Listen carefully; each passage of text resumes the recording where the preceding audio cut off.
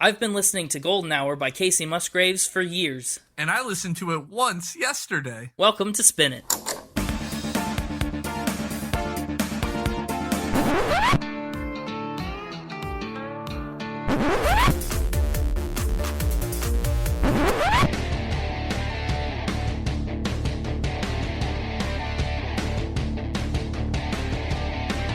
Hello and welcome to Spin It. We're the podcast for people who would rather be listening to music.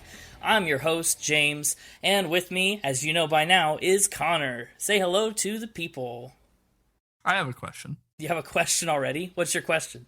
Well, this is the third actual recording, if you count the test episode. Yeah. And in both the previous ones, you always say I'm with you. Oh. What's my actual title here? Am I co-host? Am I just with you? Am I being blessed with the ability to be here? Like, what's going on? Oh, okay. I see what you mean. Yeah, I think your official status is co-host. No, you're right. It's ironic that I say with me because you're not even physically with me. No, I'm not. We're like pretty far apart. Correct. Okay. Well, from now on, I guess I could say co-host. If you are going to be picky about semantics. Well, the co-host is with you, so saying with you is fine. I just wanted to clarify my role. For the listeners? Okay. Yeah. Listeners, let it be said, let it be known right now. Connor is officially hereby and forthwith my co-host. Wait. This isn't like a Spider-Man thing, right? Where great power comes with great responsibility or whatever. I don't want to sign up for all that. That's right. I just Uncle Bend you. Welcome to the show. I've been Uncle Ben. Anyway, I'm here with my co-host, Connor, and this week we're going to talk to you about the album Golden Hour by Kacey Musgraves. We're going a little country this week.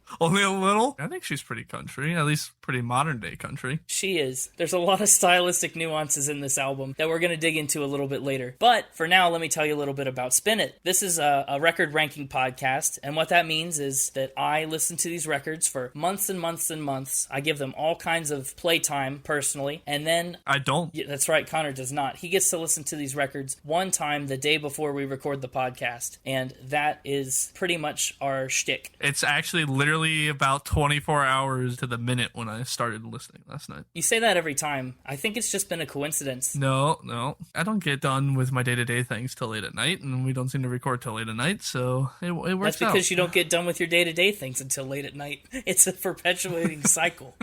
So we're here to give our spin on the album, both my spin from someone who knows it forth and back and inside and out, and then Connor's take on it from someone who isn't as familiar. I'm a little familiar with Kacey Musgraves. Country music was what played in my house as a child, and so, I grew up listening to songs like Follow Your Arrow and Merry Go Round. Okay, so the older stuff. Yeah. Did you know anything from this album? I didn't think I did, but then when Lonely Weekend started, it tickled a memory, but I couldn't place it. Yeah, so you're a little familiar with Kacey Musgraves' older stuff. I'm also familiar. I mean, my mom and my sister listen to a lot of country music, so I have heard my fair share of both older stuff and more modern. We picked this album. We kind of wanted to, in our first couple of episodes, we wanted to kind of swing wide in our scope of genre and time period and artist, just so that we can give you a sense that we're not going to try and pigeonhole ourselves into a certain genre or, anything like that. We really wanted to give you guys a taste of the breadth of what we're hoping to talk about. In fact, we're never doing another country song again. No, wait. No, that's the opposite of what I'm saying. That's the opposite of why we're doing this. Did I not get that memo? I might have gotten those memos mixed up. I'll have to have the memo department send them out. Yeah, the memo department?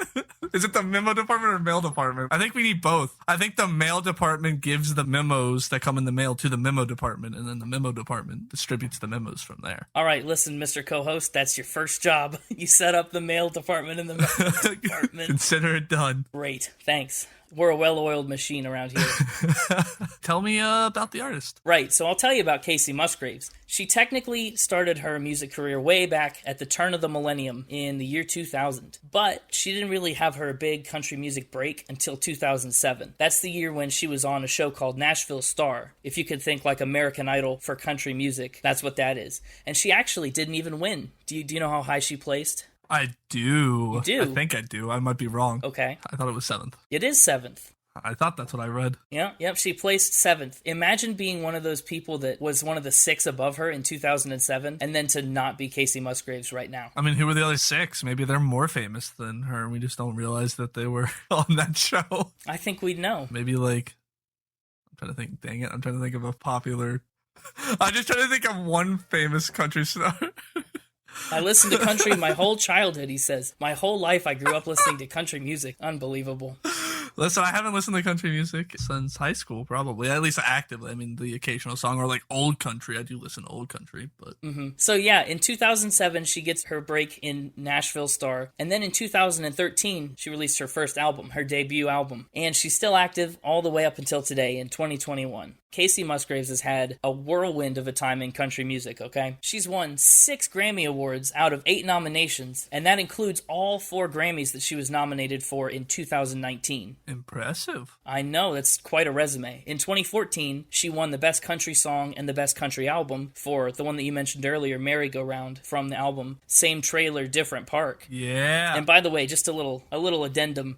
Same Trailer, Different Park may be the best country album name I've ever heard in my life. It's pretty great. It's hard to beat. And then, like I said, in 2019, she had 4 Grammys, all for Golden Hour here, which include Best Country Album, the Album of the Year for any genre, the Best Country Song, which was Space Cowboy, and the Best Country Solo Performance with Butterflies. And in addition to all of those Grammys, she's also got 7 Country Music Association Awards and 3 Academy of Country Music Awards. Yeah, I guess I didn't realize how famous she became, because when Merry Go Round and stuff came out, that was kind of like her first big ones that put her on the map, at least for me. And so now to see her winning like Best Album of the Year, that's crazy. Yes, it's true. She has had a lot of success. More than I even realized, and I knew about this record. Another fun tidbit about her is that she was married to Rustin Kelly, who's another high-profile singer-songwriter, from 2017 to 2020, and he actually was the inspiration for a lot of the songs on this album. Love songs aren't usually Kacey Musgraves' typical style. It's not her usual thing, but that relationship was really such a focal point in her life as she was writing songs for this record that's kind of the shape that it took as she was going. And I think that was a change for the better.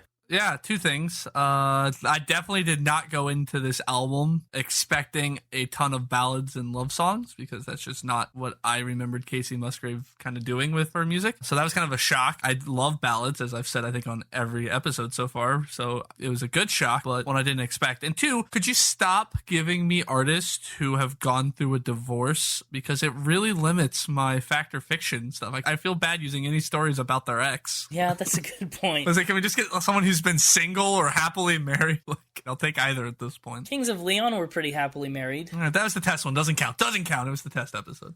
All right, I'll do my best. We'll find some happier fairy tale marriages to talk about in our music podcast. Yeah, please pick the music you want to judge based off of the relationship status of the artist. Yeah, I'll do my best. So, like we've mentioned a couple times, this week we're talking about Golden Hour, her 2018 album. And I want to take a moment and say, if you haven't listened to the album already, this is your chance. This is the point where we will give you an opportunity to flutter away like a little butterfly and listen to the album on your own. Do it. And then come back and rejoin us for some good chit-chat. Welcome back. That's right. Welcome back, as always. So some facts about the album. This was Kacey Musgraves' 4th album, and the most recent at the time we're recording, with the exception of a 2019 Christmas special. So I'm excited for her to put out more music sometime in the hopefully near future. It's technically country in genre, but this is a record that also lends itself towards a lot of other genre classifications as well. It kind of ventures into the worlds of pop and electronic music, and I've heard people say it's got yacht rock vibes. What is yacht rock? Yacht rock, it's the kind of rock you listen to on your yacht. Is it really that simple? Because I saw that term too, and I was very confused. I was like, I'll just save that and ask James about it. I think yacht rock is kind of that easy listening type soft rock. Interesting. Yeah, so this album borrows some influences from that, and from, many other things. It's pretty genre fluid as an album, which I kind of like. Yeah. Kacey co-wrote every single song on the album, which is kind of rare in contemporary country music. A lot of artists will get their songs from songwriters who have them kind of curated for them. So it's really cool that she had a hand in everything here. This is really her passion project. Yeah, I like it when artists write their own music. Her 2 main co-writers on this album, and the producers for the album, which, I think we should give them a big shout-out, because they've done a heck of a job with this record. It's Ian Fitchuk and Daniel Tashian. I have no idea who those are. Yeah, they're pretty big names in the country music producer world, not least of all for their work on this record. Oh, okay. And, just like The Stranger last week, Golden Hour ranked number 270 on the Rolling Stones' updated version of the 500 greatest albums of all time. And here's a fact that might be interesting to you. I know you mentioned in the test episode that you like the Red Hot Chili Peppers and All Around the World. Mm-hmm. This album actually ranks several slots higher than Californication, which is at 286. Ooh. I might have to tank my score in order to account for that. Take that, Rolling Stone. My score is worth at least like equal weighting as Rolling Stone's, so... Well, with that out of the way, it's time for everyone's favorite game show, Fact or Spin. Woo! And the crowd goes wild. Ah! Man. Yeah. We have a live studio audience, and by live studio audience, I mean my special sound effects. So, Fact or Spin, everybody's favorite game show. Mr. Mixtaper, if you're still running with that bit. The Mixtaper, he's in the back. Let me just go get him. Hey, Mr. Mixtaper, you're on. Oh my gosh. It's me, the Mixtaper. That's not the voice I'm going to do the whole time. Oh, wow. Wow, he sounds just like you doing a funny voice. What are you talking about? No, I'm the Mixtaper. I'm imitating Connor. I do killer impressions. Have we taken this too far? I can mix my voice to sound like anyone. That's part of why I'm called the Mixtaper. That's the canon I'm going with. All right, well, if this is your first time and you've not played Fact or Spin yet, Fact or Spin is where I have gone and done a ton of research into the artist and the album to find a bunch of interesting or unique facts, and I'm going to present them to James, and he's going to have to tell me if it's a true fact or one I've made up, because I've also made up a couple facts about the artist and album. Yeah, and sometimes they're pretty easy to tell what's real and what's fake, and some of them so far have been pretty difficult. That's my goal. I want to keep you on your toes. I don't want to make them all super complicated, because then that's hard on me. That's a lot of work on me, But it keeps things interesting if I mix up the level of complexity of the facts. Right, yes. Well, I'm excited to give it another go. Last week, I think I went 3 for 4, so we're going to have to see how this week goes, if I can do any better, or probably I'll do worse, but let's get into it. All right. Well, my first fact today is that she performed at the Olympics. Did she perform at the Olympics as a singer, or did she perform at the Olympics like doing the long jump or something? I didn't think about that. No, it's as a singer, and it was specifically at the 2002 Winter Olympics held in Salt Lake City. Oh, that's hard. I was about to ask which Olympics. So we talked about how she got her start in 2000, and she was 14 at the time. 14. Wow. So if her music career started in 2000, she was only 12. I don't know what counts as the start of her music career. Maybe it's when she started to learn to play guitar or wrote her first song. It was probably when she joined a group called the Texas Two-Bits, which is who she performed with. Oh, she performed with the group. Uh-huh. How many people were in this group? How many members? I don't know. I'm going to guess at least 2 if they're called the Texas Two-Bits. Okay, so my next question is, what were the Texas Two-Bits at the Olympics to sing? It was actually part of a news interview during the Olympics. They came on, I think it was Good Morning America. Okay, so they didn't perform at the Olympics proper. They were at the Olympics and they did a performance for another thing. Sure. As part of the Olympics coverage, yeah. Did she play an instrument, or she just sang? Oh, she definitely sang. Why did you say it like that? She yodeled. She yodeled? She was there to show off her yodeling skills. Whoa, wait a minute. Kacey Musgraves yodeled at the 2002 Olympics? That's what I'm telling you. She's like the original Mason Ramsey, right? The kid that yodeled Hank Williams in Walmart? Yeah. She did that before it was cool. Yeah. If this is real, did you happen to see footage of it, and can she actually yodel? Is she good at it? She's quite good at yodeling, and in fact some of her songs have a bit of a yodel twang on them because she likes to yodel. I think this fact was deceptive because you said she sang at the Olympics, and I started asking questions and you rolled it all the way back to, well, she sang on TV. At the Olympics. She was at the Olympics. You're right. I don't mean to diminish the accomplishment of singing at the Olympics, because I'm sure it was awesome. Yeah. Have you yodeled at the Olympics? I don't think so. Not yet, but I have at least 4 years to learn to yodel. I would pay money to see that. I would pay money to see you yodel. Just anywhere. Is this a true fact or not? I think I'm going to lock in that this is true. You think this is true? I do, and when this is done, if you indeed confirm it's true, I'm going to Google videos of Kacey Musgraves yodeling at the Olympics. Well, unfortunately, this fact is true. You got it right. It's true. Thank goodness. That was another fact that had a lot of details, and I'm never sure whether a lot of details means that you've made up a lot to try and convince me, or you found a lot of true details. I like to mix it up. I'm going to look it up right now. I need to see Kacey Musgraves yodeling at the Olympics. Oh, she's not a bad yodeler, I gotta be honest. I told you, she was good. I know, wow. That's pretty impressive. Okay, well, I give her a gold medal for her performance at the Olympics that year. Are we ready to roll into fact number 2? I think so. Fact number 2 is that she believes in extraterrestrial life and has had 2 UFO sightings. Oh, this is hard.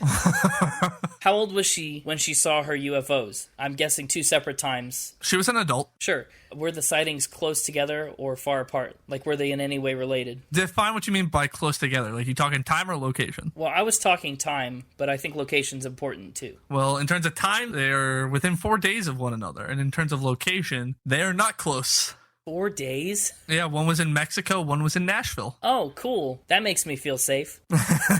So she believes in extraterrestrial life. Has she talked about this? Does she believe in, like, little green men with antennas? Or does she kind of just more believe in, like, Martian bacteria, water on another planet? She believes that we are not alone in the universe. Which I guess you would if you saw spaceships flying around. What did she describe the UFO encounters that she had at all? Like what they looked like? She did indeed. Give me some of that. So let's start with Mexico, because that one happened first. She was on a beach in Mexico after a friend's wedding and saw it flying through the sky, changing shapes as it flew. Okay, changing shapes. Now, what year was that? I don't know what year. All I know is that she was at least 21 because she said that she hadn't even been drinking that night. Okay, and what did the Nashville UFO look like? Was it similar? 4 days later, while on her porch in her Nashville home, she saw 2 giant balls of fire flying over the nearby neighborhood. But they weren't just like flying in a straight line like a missile or something. They were like navigating, like they were being controlled. She's talked about these publicly like right after they happened, or did she wait to come out with the information? Like, what was she hesitant? She's talked about them in tons of interviews. I found tons of interviews about it. Or did I? Oh, this is hard because she talks so much on this album about like nature and the natural world, and it's pretty clear that she sees the world through a different lens than most. But did she see aliens? Did she see aliens? That's a lot of... I don't know. This is hard. I think I'm just going to have to pull the trigger and say that this one's false. False? You're going with false on this one. Yeah, my rationale behind this is that I know that the government just like declassified a bunch of junk about UFOs and whatever, but as like someone who's a famous country musician, I feel like that's kind of a thing that's hard to come out and talk about publicly. Something about this feels off, so I'm going to say false. All right, you locking in false then? Yeah, I'm going to go ahead and do it. I'm not feeling great about it, but I'm going to do it. You shouldn't, because this fact is true. I don't know if she actually saw aliens, but she thinks she did. This is a true fact. I mean, I'm taken aback by that one a little bit. I could have seen that one going either way. I was on the teeter-totter, and I had to go one way or the other. You got that one wrong. Yeah, I did. I'm not happy about it. Yeah. Up next, we have that she set off the sprinkler system when in high school. Set off the sprinkler system. I assume you're talking about inside, like a fire suppression system, and not like lawn sprinklers. Correct. This just in, Kacey Musgraves watered the yard in high school. Okay, did she do it by lighting a fire, like the traditional way? No. Did she do it by hitting the sprinkler with something and maybe breaking it? Yes. Okay, what did she hit it with? Would you like to take a guess? I like it when you guess. I know you do, because my guesses are never super close or good. I think she hit it with her foot while she was doing a backflip. That would be impressive. That would be a great fact. No, this was in gym class while playing volleyball. Well, I don't know if you know, she was an Olympic performer, so... So this was in gym class while playing volleyball. When they were kind of just bumping the ball around, she thought it'd be really funny to hit the ball really high up. Yeah, as one does. I've done that myself a couple times. And in fact, I got a basketball stuck in the rafters of our gym that was there from my junior year up until I walked across the stage at graduation. It's gone now. Aw. But I've done that. Yeah, she hit it a little too high and a little too hard, causing the ball to hit one of the fire sprinklers, breaking it, which caused all the ones in the gym to go off. Did she get in trouble? Did she have to go talk to the principal or, like, get suspended? She did. She got in-school suspension. Okay. This fact could be true about anybody. Could be. What is it? Yes. No. Yes, no? No, I'm rolling back on that right away. I know. I'm flip-flopping. I'm going to say no, because if she was, like, 12 and singing in a musical group at the Olympics, she probably didn't have much time for extracurriculars like volleyball and other sports. I mean, it was just during gym class. Just during gym class. Darn you. You're right, I know. What the heck?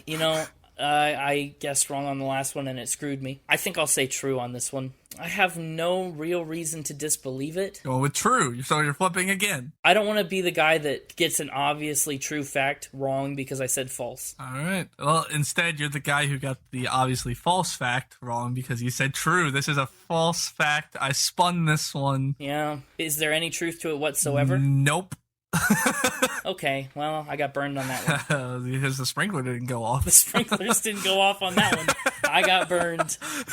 A slow burn. My last fact for you is that during the 2-day photo shoot for the Golden Hour album art, she got lost. 2 days? Where did they shoot the album art? In Golden, Texas, where she grew up, her hometown. Golden, Texas. That only makes too much sense, doesn't it? Mm-hmm. Her hometown, you say. That makes getting lost even harder to do. Yep. How'd she get lost? Where did she start and where did she end up? Well, I feel like I first need to preface with a couple other pieces of information for this whole series of events to make sense. Sure, tell me what you need to tell me. So her sister works on all the album art for all of her records. Okay, that's kind of cool. Yeah, they were already past the deadline for the photos being needed to be given to whoever the photos go to. But she said in an interview that they, and I quote, work best under pressure. And so they decided to go back to their hometown to do a photo shoot. Because I guess when they do an album art, they don't just do the cover art. They do like other art that would be like associated with the album. Sure, all kinds of promotional pictures and other things. So yeah, they did a whole 2-day shoot throughout her hometown. They went to old roads, big trees, old buildings. So on day 2, they were finally ready to do the cover art. And they wanted to go out to a giant open field where there'd be no trees blocking anything or whatnot. So they could have a nice clear sky.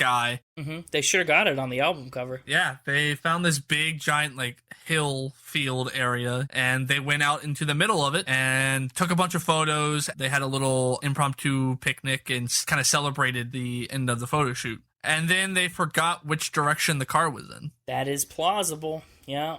She said it in the interview that, and I quote, "Neither me or my sister are known for our great navigation skills, so I wasn't surprised when it happened." I like the backstory. I like the effort you've put into this one if it's fake, because you've given this one a whole universe to live in with the sister helping with the album art and stuff. You've really outdone yourself. I totally can see getting lost. In Texas, you know, the wide open skies and whatnot. I think this one's true. I think this is a true fact. Going true. Yep. This fact is spun again. Another fake fact. Oh, gosh. For as good as I did last week, I'm doing everything wrong this week. Yeah. There's a lot of nuggets of truth buried in it.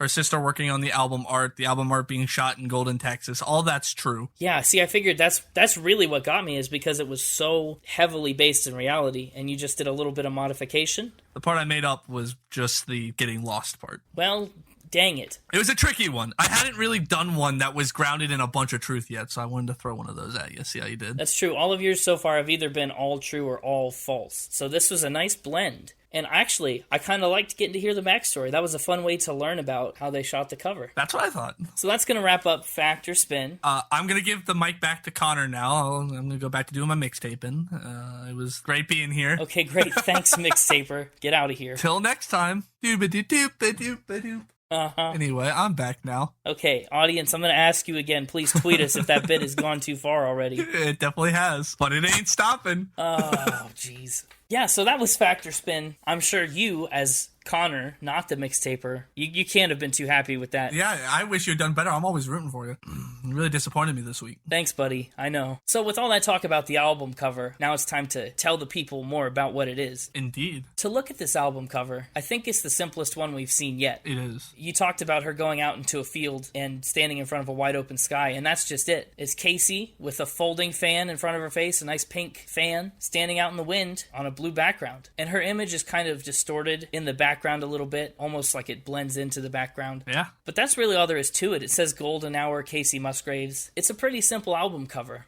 Fun fact about the fan. Kacey, that was Kacey's idea. Her sister was against it. She didn't quite get the image. She said that usually they're always on the same page, but this really took some convincing, and it wasn't until her sister saw the photo that she finally understood what Kacey was going for. They said they knew instantly that was the one. Yeah, I do like the fan. What do you think it is that Kacey was going for with this look? I don't know. I don't know. I have in my notes that it doesn't really seem to have much to do with the album itself. Yeah, I don't know. I think this one kind of feels more like an overall metaphor for the album and kind of its themes of being happy and finding contentment in just the slower parts of life. It doesn't feel like there's too much symbolism like Billy Joel or too much weird shock factor stuff like on Kings of Leon. So yeah, cover art. It's nice, but nothing crazy. It is nice. It's nice to look at, and I think, although it doesn't specifically pertain to anything on the album, I still think it's very fitting. It's colorful, it's bright, it makes you want to pick this up and dig into it. I agree. Which we will do right now. Is it time? Shall we begin? It is time, and we shall begin. So this part of the show is where we're going to take the album and break it down track by track, kind of talk about our highlights and give our commentary on things. So this album starts out with track number 1, Slow Burn. I thought this track was really nice. It's a good intro to the album. There's this soothing guitar, and it really does feel like a slow burn that warms us into things for this musical journey that's about to follow. Yeah, I think it was the best song to start with. Out of all the songs, this was the correct one to put first. Easily. It has that classic sarcastic tone that I remember Kacey Musgraves having with her older songs. Yeah. That kind of doesn't exist in some of the happier ballad or love song themes going on later. Oh, absolutely. So this was like classic Musgraves is what I wrote in my notes. Yes, classic Kacey. Well, she does talk about Grandma cried when I pierced my nose, and Texas is hot, I'm cold, like I do my own thing my own way, and I'm just living life. That's based on a true story. Is it? Her grandma really cried when she pierced her nose? That's what she said in an interview. Yeah, I can see that. You know, if you grow up in a traditional family and stuff like that is uncommon or new. And you're not traditional.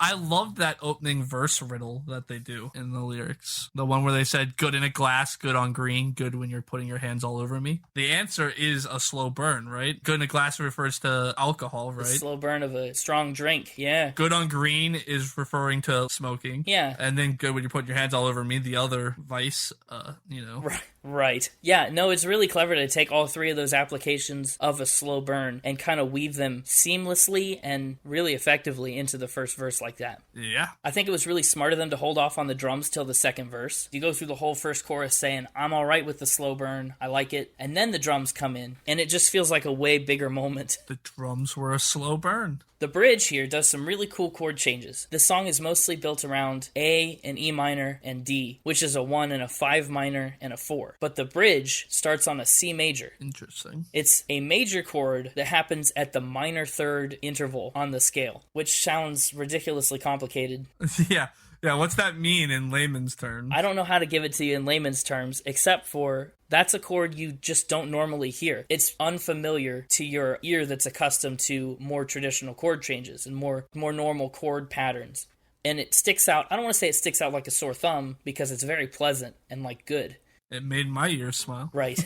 It does just kind of stand alone, though, for the rest of this record as a really unique musical moment. It does. She kind of does this airy section of ah, and it kind of abandons lyrics and changes that chord, and it just feels really nice. Yeah, I mean, I didn't really pick up on any of that when I listened to it on my one time through, but you saying it, I'm thinking back to it, and I'm like, yeah, you're right. That did stick out. I know. I hope you give all these albums, or at least most of them, a second time through. I have. I've gone back and listened to both The Stranger and Walls after the recording. Yeah, armed with new knowledge to tackle them differently. This song, I think, more than almost any other on the album, really has its own ebb and flow. You know, we talked about it in the whole album sense, but this song kind of encapsulates a lot of movement just into its little 3 minutes, you know? Yeah, it does. It goes all over the place. Slowly. It burns. That's right. It's a slow burn itself.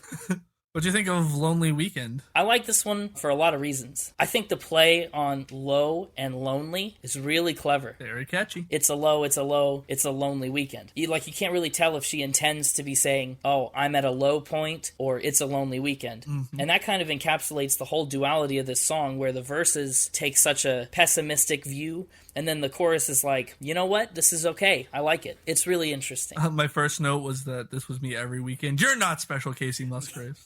Man, wow. The self-deprecating humor.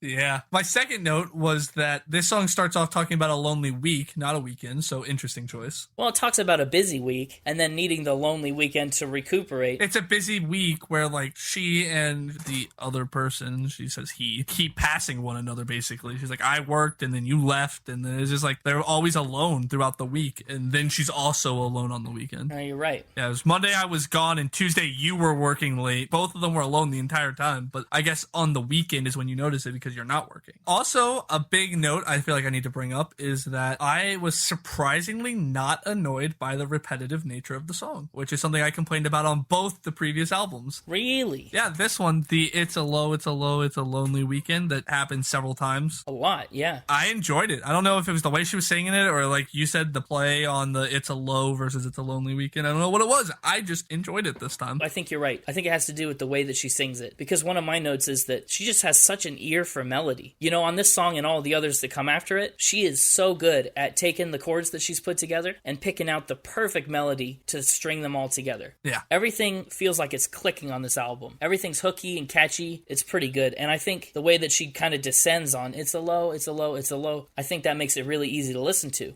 because your ear expects that melody, and it's really satisfying when it comes up and plays out the way that you think it should. She's just a great songwriter. I have that just in my notes on several of the songs, so I'll just say it once and probably reiterate myself multiple times. Yeah, I love the major seventh chords that she uses at the end of phrases here. It gives it a real hanging feel, like you're kind of left suspended. Major seventh. Yeah. She came in seventh in 2007, and she likes major seventh. I'm noticing a seven theme. It's a conspiracy. Who do we call about this? Should we call James Bond? No. No, 007. Oh, how deep does this go? Oh, all the way to the British government. We can't implicate Britain in Kacey Musgraves' conspiracies. What kind of a podcast are we? We're finding out the truth. We're digging deep. It's a true crime podcast now. We're a true crime.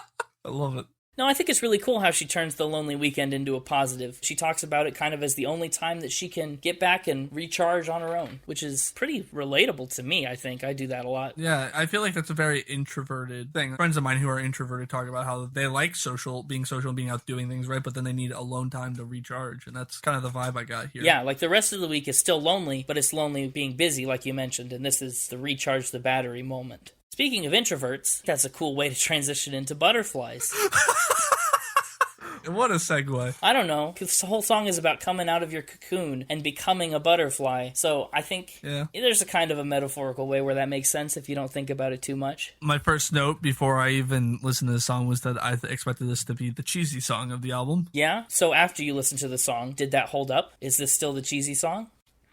Yeah, not as cheesy as I thought it was gonna be going into it, but still kind of cheesy. It does. It is a little heavy on the love songs and the cliches. I mean, yeah, she does the whole "you give me butterflies" cliche. Now, though, to that end, I think the butterfly is a really cool vessel for the metaphor that she's using here, because she talks about herself as the caterpillar in a cocooned kind of way, and then she breaks out of that into the butterfly, so it kind of describes her transformation as well as the stomach butterflies that everyone kind of talks about being in love. Yeah.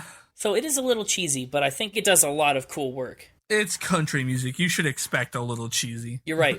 But she's also just such a good singer. I know I said she's a great songwriter, but she's a good singer too. She really sings this one well. She always sings everything exactly where she wants to sing it, and that brings a lot more emotion to it and a lot more feeling behind the lyrics. Yep. I do think, to talk about cheesiness and love songs, this song's kind of a mixed bag of different metaphors, right? She talks about the butterfly thing, she talks about being on cloud nine, stealing crowns and untangling strings and being caught in a web. Like, there's kind of a lot of different idioms and figures of speech at play. And I think it kind of works, but it also just kind of feels like a lot coming at you all at once. Yeah, the whole lifting me up instead of holding me down, stealing my heart instead of stealing my crown is a great bit of lyrics. Yeah. Oh, yeah. It's definitely very nice. I got a lot of Billy Joel vibes listening to these lyrics. She also has that ability to kind of craft complex lyrics that are straight to the point and dive you deep into the world she's creating in her song, much like he does. But yeah, they're a completely different style. Yeah. I noticed that this one uses a lot of short words, like we talked about on some things like Moving Out. A lot of really quick images that kind of make everything feel, I don't know, feels like it cuts to the core. Everything is really simple and deep, I guess in a universal way. It's presented in a way that's very vulnerable and accessible. Yeah. And this is another song that uses back-to-back minor chords that really makes the verse feel emotional, and then it lifts things up during the chorus. Ironically, right at the part where she says, "Now you're lifting me up," is when the chords change. So that little musical parallel is really cool. Sure, yes. I understood all of that.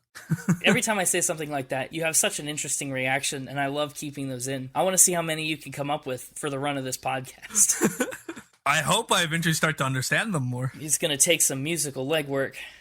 Butterflies is the first song on the album that really gives us a look into Kacey Musgraves' view of nature. You know, so much of this album is based around, like, natural imagery, and Butterflies is the first time we get a taste of that. And then she gives us way more of a taste of that on the next song, Oh What a World. Boy, what a wild start. I thought somehow my playlist got switched over to Daft Punk or something. It is very Daft Punk. I said I could do kind of without that intro. Yeah. It pulls me right out of the last song. I agree. It was the harshest transition, I think, on the album. Yeah. And not in a good way, like Muchacho back on Walls. This was like, why? There was no need for that. I do like it when it comes back in at the end. I think it's just a bit too much to jump into right at the beginning. Yes. So it starts with that Daft Punk type electronic intro, and then she gets into the first verse of her song. What an interesting selection of things to be amazed by in the natural world. I don't know if you caught it, but I want to outline it for you. She talks about remarkable things, northern lights in our skies, plants that grow and open your mind, things that swim with a neon glow. I mean, she's pretty much saying there's a world full of wonder out there, and it includes things like the northern lights, fish, and drugs. I don't know how she narrowed it down to those three things. I mean, I don't know how much you know about Kacey Musgraves' personal life, but she's pretty fast and loose with recreational drugs, so I can see how she narrowed it down to those things pretty easily. I did learn some things about it while researching for this album, but it's just an interesting start of the song to me. Like, she's just so bewildered and amazed by these natural things that actually exist. I don't know, it just feels like you're looking at the world through innocent eyes, almost. That everything that you see is super cool and new. I really like that. Then, after the first chorus, there's a very tasteful banjo that I just love. Yeah, there is. And it's crazy to hear that in a song that started with the Daft Punk thing. It's awesome to think that those two can kind of coexist in the same sonic space. I think the banjo is why I like the song so much, because, again, the banjo is such a classical country instrument. So I was like, yeah, get it, banjo. Get it, banjo. All right. You go, banjo. You Go Banjo sounds like the name of a Nintendo Switch game. Like Guitar Hero, but for the banjo. And then we hit the second verse, and she starts to get really existential with this, "Did I know you in another life? Are we here just once or a billion times?" And then she ends that verse with the pair of lines, "It doesn't matter. You're here right now, and I know what I feel." I think that's the most disappointing payoff on the record. The lack of a rhyme right there really caught me off guard, and it still does every time I pay attention to it. I don't think it stood out to me at all. A lot of this song musically stood out to me, but lyrically I kind of just was going with the flow. That's fair. It's understandable that you'd be way more on the music side of this one, where the music is so unexpected. Yeah. She does that existential bit in the second verse, and it ends with, "I know what I feel," and then she says, "These are real things," in the pre-chorus. And it's so cool because the first time she says these are real things, she's talking about physical, tangible, natural wonders. The second time, I kind of get the sense that she's talking about her own feelings. Like, these feelings that I feel are real things that I experience. And it's just a neat shift to something so abstract and introspective there. And I really like it. So this next song is the interlude, almost, of the record. It's a short little minute and change piano track. It's called Mother. I really wanted this next song to be from the perspective of Norman Bates. Very Norman Batesy, I guess. Interesting thing to put on the album. Not really a full song, just more of a musical, what do you call it, interlude? A musical interlude. Yeah, I think interlude is a good term for it. Something that she, I think, probably was really identifying with, and so didn't want to cut, but wasn't something she was going to turn into a full song. One of the interesting facts I came across about this song is that this was one of the ones that she wrote while she was under the influence of LSD and some, other substances. Yeah, she was. Which is kind of surprising to me. If I had to guess, if you said Kacey Musgraves wrote one of these songs on LSD, can you guess which one it is? I don't know if I'd even give this one a second glance. I enjoyed the song, but again, it's a lot of sappy ballads, which is, man, like, the marriage must have really put her in an interesting place for the majority of this album to be the way it is. Yeah, it has abandoned a lot of that, like you talked about, the sarcastic tone that she's taken on older records. It's virtually absent almost all the way through this one. This one's just raw emotion almost.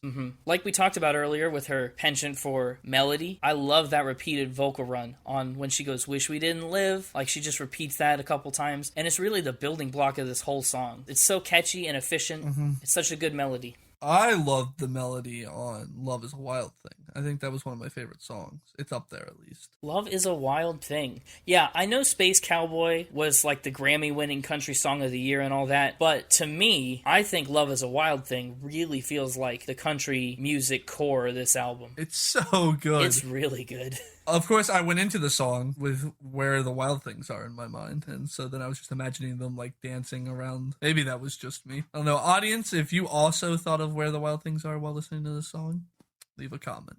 They probably didn't. They probably didn't. I think you're unique in that way. It was just such a good song, though. Like, I don't want to call it now that it was my favorite, because I'm really still working that over, but it was really good. It's certainly on the short list of favorite tracks. It's got to be in the running. Yeah. I love some of the imagery that she uses. You know, to talk about love as this wild, untamed thing, and then to bring in, again, more of the nature imagery, like the flowers in the concrete, and blooming in the shadows, the places you can't see with the birds, and the nighttime, and it's just a very pleasant series of images. She ties all these images that are very distinct things that you can picture in your mind very easily, but she ties them together in a way that tells the story almost itself. She also, I don't know if you noticed, she likes to talk about magic on this album a lot. The last song, magic, was a big word used a lot, and she does it in this one too, in verse 2, with magic in your fingertips. I know, I should have known she believed in aliens. Yeah, she does talk a lot about magic. I just love the way that she presents all these things and says, like, flowers in the concrete, you know, you can pave over this, but the flowers, they're wild. They're going to do what they do regardless. Like, that's such a cool way to describe her emotions. Channeling her inner Goldblum. Life finds a way. Everybody has an inner Goldblum. I guess. Whatever. You tired of my crap yet?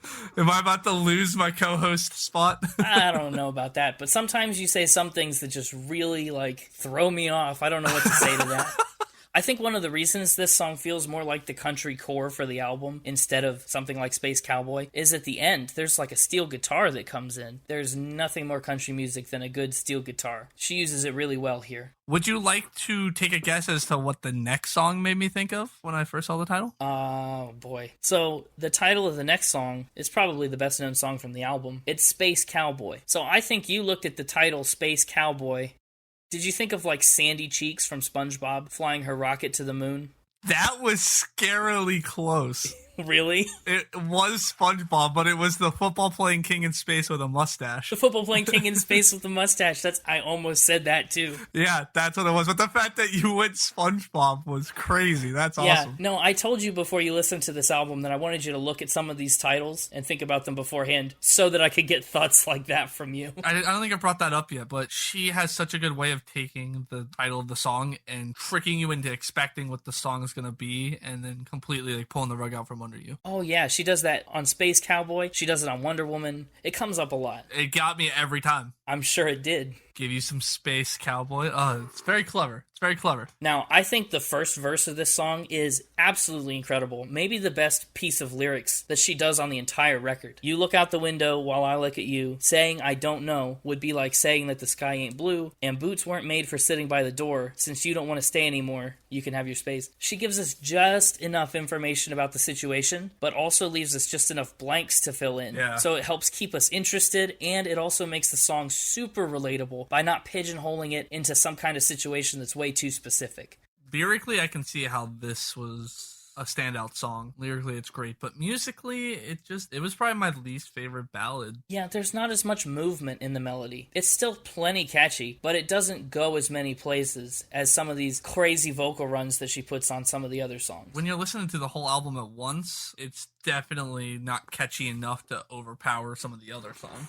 Yeah, I agree. It is definitely a single. You know, it's a song that you can release as a single, and clearly that was a good strategy. Yeah. But yeah, it does kind of musically get overshadowed.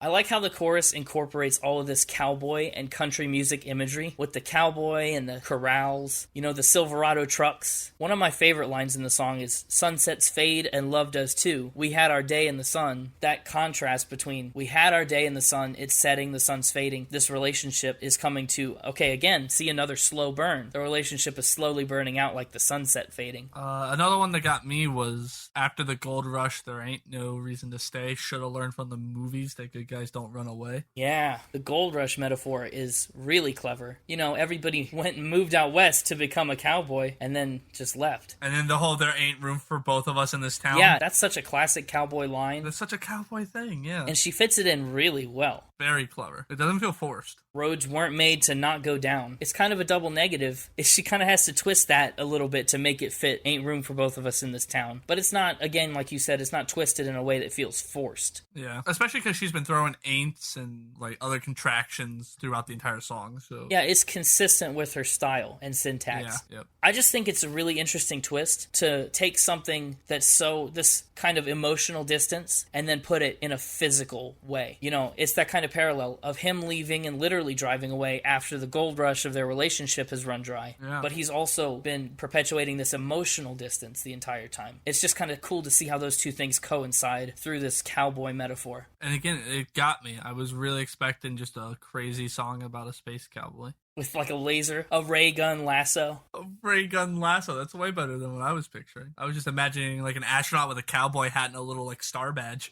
Well, let's talk a little bit about track number 8, Happy and Sad. Which one were you? I don't know. It's such a deep question. I don't know. I feel like I was happy with this song. That drum sound at the beginning is so interesting. It's almost like an electronic drum sound. I don't know whether it's real drums or electronic drums, but they've produced it in such a way that it kind of brings another electronic vibe to this otherwise pop country record.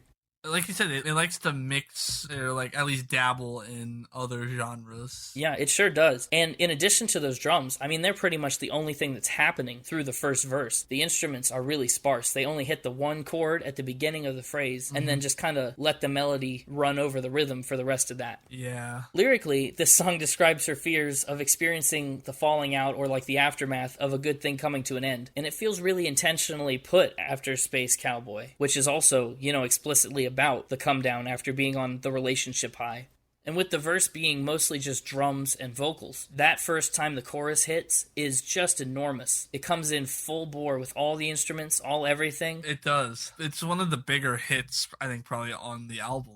You kind of mentioned the lyric, but I really like the "No, I've never been this far off the ground," and they say everything that goes up must come down. That's, again, a really vivid image in your mind of, like, you know, you're on cloud 9, going back to some of your lyrics from earlier, and so, you know, you're up high and you're loving it, but you're also worried because you know that what goes up must come down. I think it's super smart to hone in on the phrase, everything that comes up must come down, because that is the figure of speech for this song. It encapsulates every single emotion that she expresses here. Did you just call me smart for honing in on something? I mean, I intended to call Kacey Musgraves smart for picking that expression. But she didn't hone in on it. I honed in. No, she honed in on the idiom and put it in the song. She put it in there. Hey, this isn't about who honed. This isn't about who honed what. It's not about who. This is about Kacey, and that was brilliant. It was. No, it was really good. I like how this song is kind of an opposite from the direction we take on Rainbow, which we'll talk about at the end, but Rainbow's a song where hard things are assured to get better in time, and this is a song where things are going great, and she's kind of convinced herself that they can't be this good forever. It's a nice contrast. Yeah, it's a good contrast to draw on. I didn't think about that.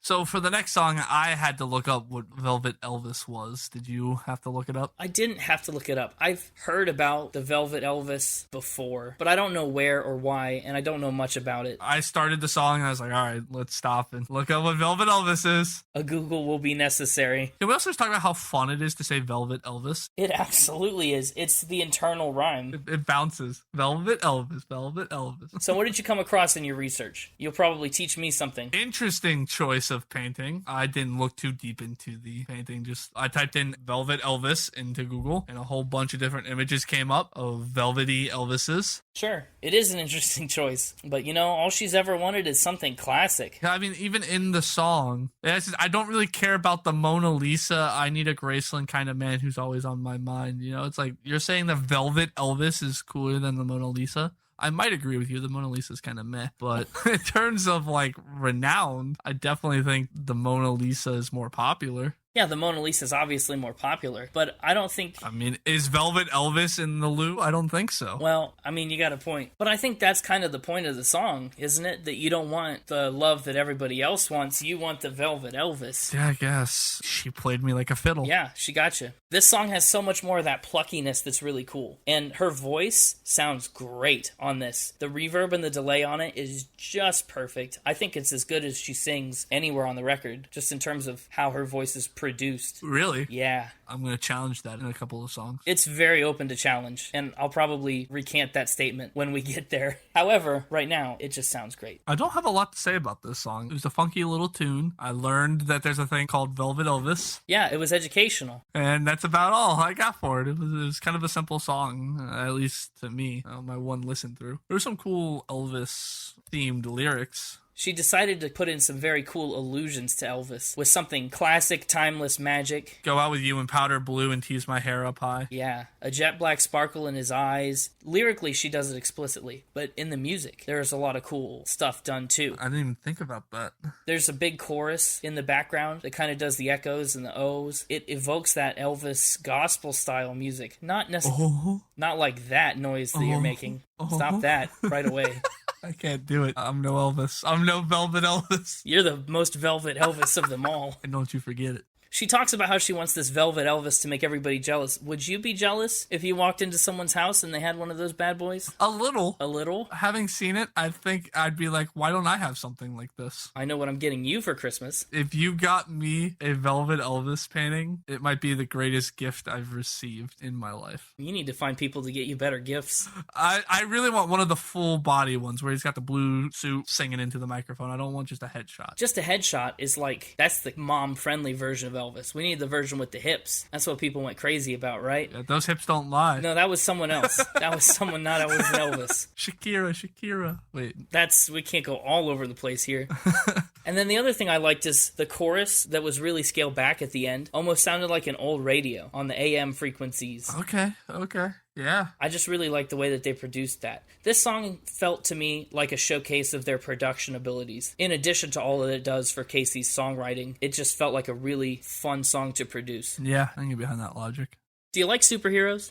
Yeah. This song got me again. I know where you're going, but it got me. Well, so yeah, I'm going to track number 10, Wonder Woman. What did you think Wonder Woman would be about? Again, I thought it was going to be a song about her being Wonder Woman, how she's a strong woman or whatever, but literally the opposite. She's not Wonder Woman. Yep. So she don't need no Superman. Same kind of message, but reversed in a way where it's like she's not Wonder Woman. Right. Yeah, it is an interesting twist on the traditional Wonder Woman story. Could we talk about the lyric, we rarely, never, ever don't see eye to eye? What do you think about that? Oh my gosh, that was exactly the next thing I was going to talk about. I don't know what I think about that. I've thought about what I think about that all day, and I just don't know. I wrote it in my notes and literally put, next to it, because it's kind of that double negative. Yeah. That makes sense when I don't think about it, but when I start to unpack it, I have to draw a flow chart and figure out rarely, I hardly ever don't not see eye to eye, which means I do see eye to eye sometimes, but I just... Of all the double negatives, this one felt the most forced. Yeah. She was like, I'm 2 syllables short. What can I throw in here? We could throw rarely right in there. Yeah. I have to agree with you on that. It kind of was a lyrical low point for me, maybe for the whole album, just because it's so unnecessarily complicated. I do like her attitude in the verse where it says, I can try to do all this, but then the chorus is always, temper your expectations. I'm going to do my best, but I'm only human. I'm not Wonder Woman. I agree.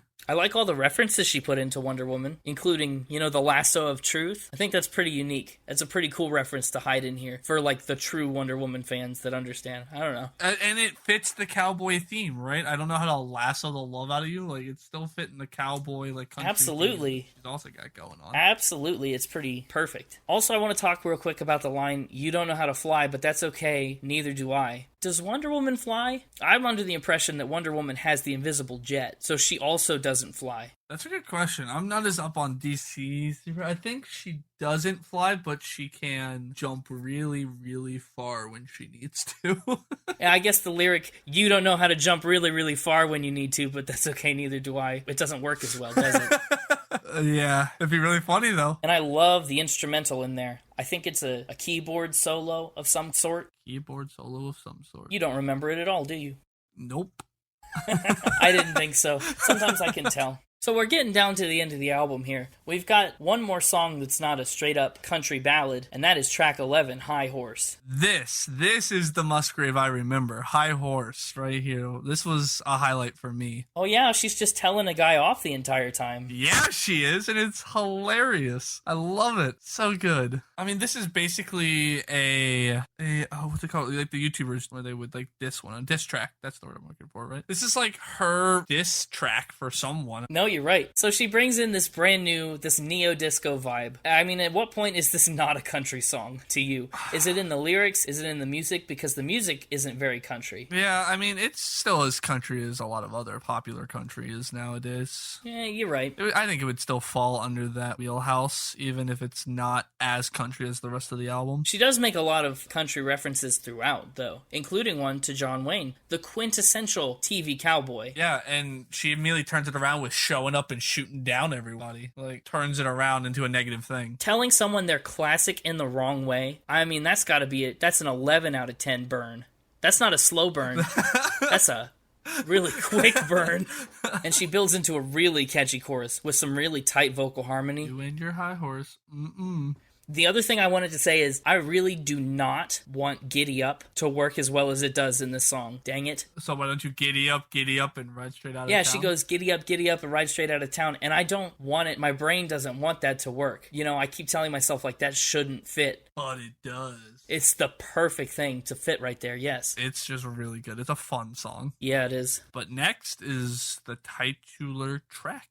Yeah, next we get into Golden Hour, which is such a good next to last track. The Golden Hour is the sunset, it's before the nighttime, but the day is winding down, everything is slowed down. And just like the album is. It is just like the album. It's a parallel. Alright, yeah, I can get behind that. I like the placing spot on, but I wasn't too impressed with the song. I don't know if I just always have too high of hopes for the song that the album's named after. I had this problem with Walls, too. It was just not super impressed. It's fine, but it's definitely my bottom half. Like, if I had to rank all these songs, it'd be in my bottom half. Yeah, no, I think it would be in my bottom half as well. Other than the title being awesome, it's a run-of-the-mill song for me. Well, now it does do some other interesting things. This is another song that feels like it's very much about nature, but Golden Hour itself is a person. You know, she sings, "You're my golden hour, the color of my sky." It's not about nature anymore. This whole album, we've kind of seen her obsess about nature and love people, and this is the spot where they collide for me. Maybe it was just because I only got one listen. Yeah. The only other thing I really wanted to say about this one is, once again, the bridge. If Kacey Musgraves can do anything well, it's write a bridge. The music is descending constantly in the bridge, which is totally the opposite of what we've heard everywhere else. Remember in Mother and Love is a Wild Thing, where she just does the rising motif all the time? Da-da-da-da-da. This is the total opposite of that, and it's a thing that doesn't happen anywhere else on the album, and I think that makes the bridge of this really stand out. Interesting. And this song ends on an unresolved major seventh chord. It leaves you suspended, waiting for the song to resolve, and it doesn't, and she goes straight into Rainbow, the final track. It's another piano song, but this is, I think, the only one that's a proper piano ballad. It is. I mean, it's just her and the piano.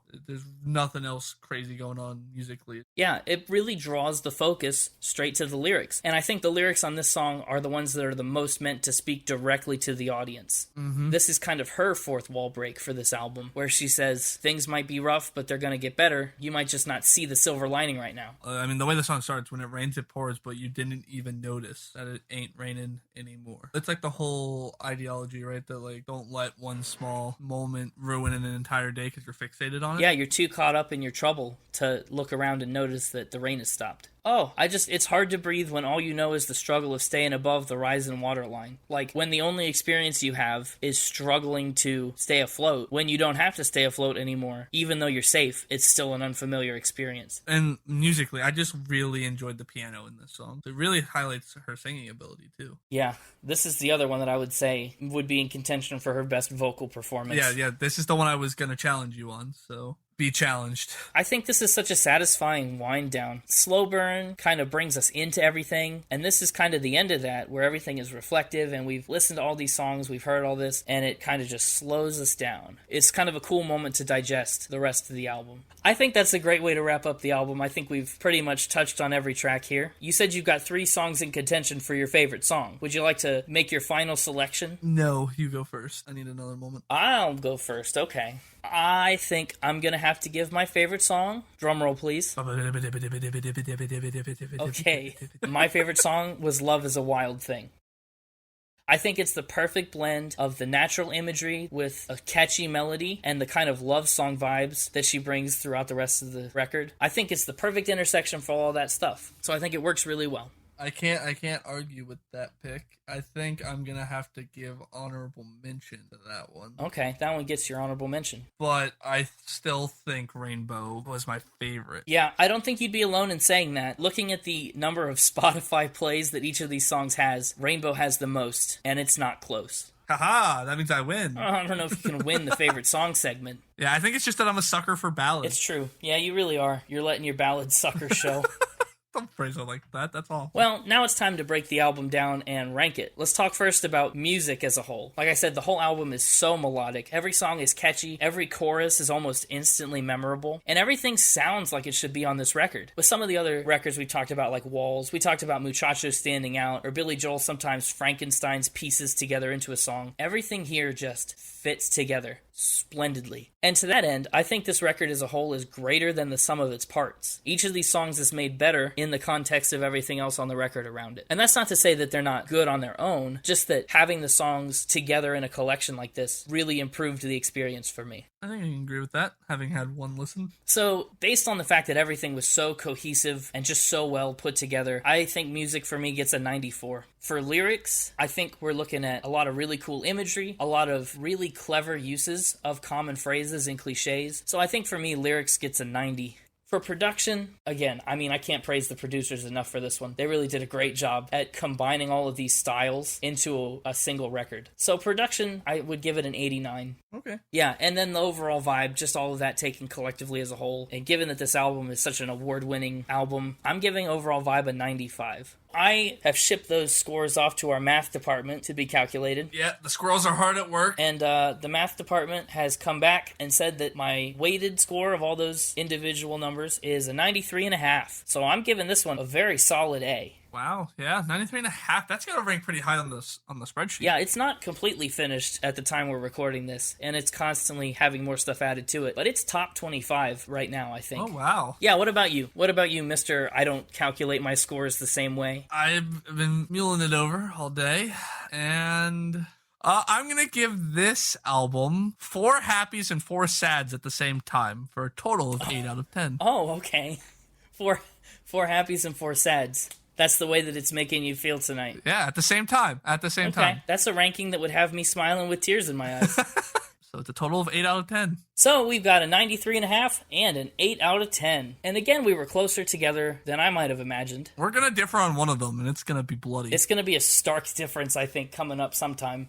I'm not ready for it yet. So, hey guys, thanks for listening to the podcast. We really appreciate your support. You can check us out on Twitter at SpinItPod and Instagram at SpinItPodOfficial. We've got links in the description to our special album ranking spreadsheet that we talked about, where I have posted all of my scores for what's basically every album I've ever listened to. And we've got a link to a playlist where I put my own personal records that I'm focusing on every month. You can kind of follow along and maybe discover some new music that way. You got one that's on this month that we're getting ready to record, right? I have one that was June 2021 that we're about to record. Yes, I believe that's coming up next week. Yeah. I know you talked about not wanting to do artists who have had a messy divorce, but next week we're going to be talking about Kanye West and My Beautiful Dark Twisted Fantasy. Oh, no. no. Kim Ye is over. So I'm going to caution you ahead of time. This is content that would be better used in the next episode, so I'm going to leave it there for now. And we're going to leave you with our famous catchphrase. Has the writing department written us a catchphrase yet? You're in charge of the memo department. Did you get the memo? The memo department's in shambles. Oh my gosh. Okay, listen, Mr. Co-host. I don't need to see how the sausage is made. I just need a catchphrase. Until the writing in the memo department get their acts together, I guess we'll just close, as always, with keep spinning, everybody. Keep spinning. Keep spinning and listening to the golden hour. Boo-ba-da-da-ba-doo-boo.